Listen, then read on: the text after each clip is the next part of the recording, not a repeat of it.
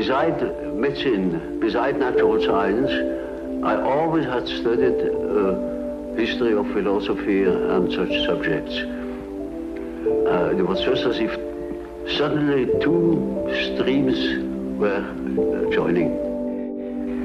You have written one time and another some sentences which have surprised me a little about death. Now, in particular, I remember you said that death is psychologically just as important as birth, and like it's an integral part of life, but surely it can't be like birth if it's an end, can it? Yes, if it's an end.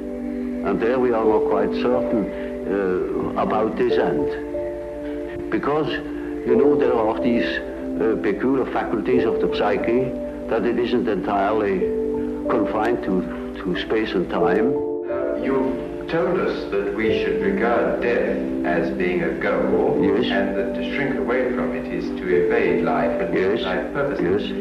What advice would you give to people in their later life to enable them to do this when most of them must in fact believe that death is the end of everything? Well, you see, I have treated many old people, and it's quite interesting to watch what the unconscious is doing with the fact that it is apparently threatened with a complete end.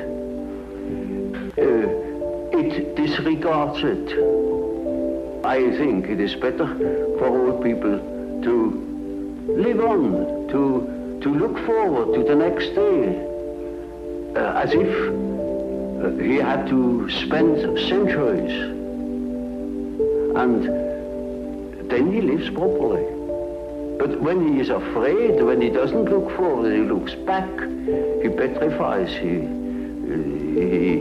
gets stiff and he dies before his time. But when he is living on, looking forward to the great adventure that is ahead, then he lives. And that is about what the unconscious is intending to do.